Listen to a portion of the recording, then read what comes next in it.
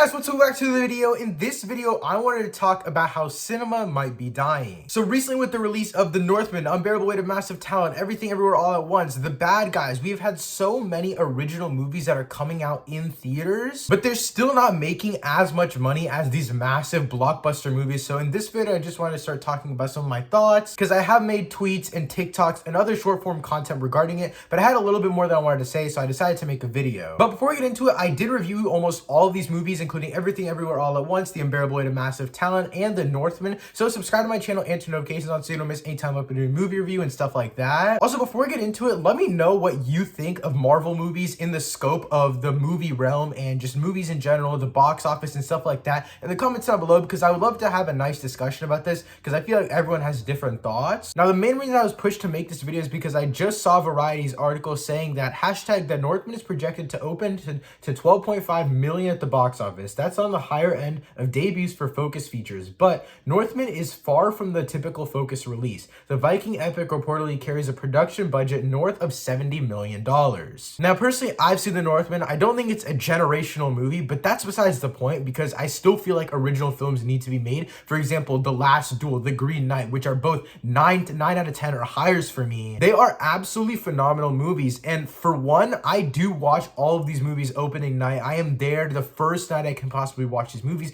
because I believe that original movies always need to be made, but not everyone has that opportunity, and I think that's what people don't really understand. Now, I am gonna use what I can here and just point out Martin Scorsese's comment, because people are saying maybe Martin Scorsese was right, maybe Martin Scorsese, whatever, this. I completely disagree as well. So basically, to sum it up in the best way possible, Martin Scorsese just said that Marvel movies aren't real films, and everyone agrees that Marvel movies and comic book movies as a whole have really changed the whole landscape of the box office, and this has been a thing pre-pandemic as well. But if you look at the ratios of the box office, obviously comic book movies were always making way higher money, and in the ratio, they're still making the same amount of money, other than obviously Spider-Man No Way Home, because that was a big exception, especially in comic book movies over the last year, because no other comic book movie in theaters really even came close to that. But with that being said, I think it's important to understand that since the pandemic, less people in general are going to the movies. So if you compare a movie like Shang-Chi to The Green Knight or The Last Duel, there are a lot of different factors you have to consider, and primarily is that not everyone can go to the movies every single week. Say someone can watch one movie every 2 months, right? They're not gonna pick a hard R movie with absolutely insane amounts of blood and gore, a super deep theme. They're not gonna go to the movies where they're trying to escape the real world and trying to enjoy themselves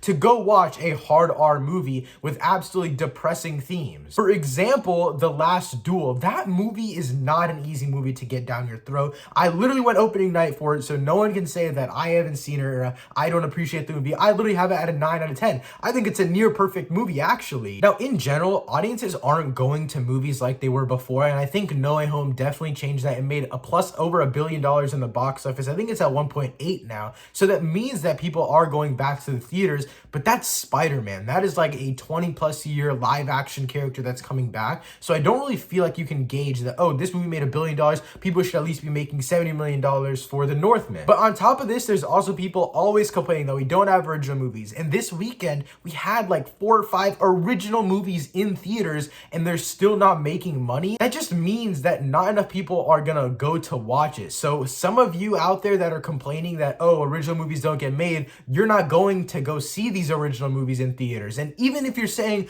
oh, I'm gonna watch them, I'm gonna wait until they're on streaming, well, that just raises their streaming numbers. And then when studios look at that, they'll just say, we'll make this money and we'll let Netflix buy it out. So then they'll make more money for us. And then Scorsese will go and say, streaming is ruining the movies industry. Streaming is ruining the landscape of movies. It is happening because everyone is waiting for the most, I guess, comfortable place to watch the movie. And at this point, it's the time to watch it at home. So I do not think this is a Marvel problem, comic book movie problem. This is a problem of leisure, in my opinion, because people don't want to go to the movies to go watch, for example, The Last Duel. It's literally a story about How do you expect people to go to that movie if they can only go once every 2 to 3 months? To go to that dark and that gritty of a story right off the bat? But on the other hand, even movies like Ambulance aren't going to make a shit ton of money because they're still rated R. You can't expect these general audiences. If general audience movies, like for example Eternal, Shang-Chi, if they're not making absurd amounts of money, how do you expect a movie like Ambulance that is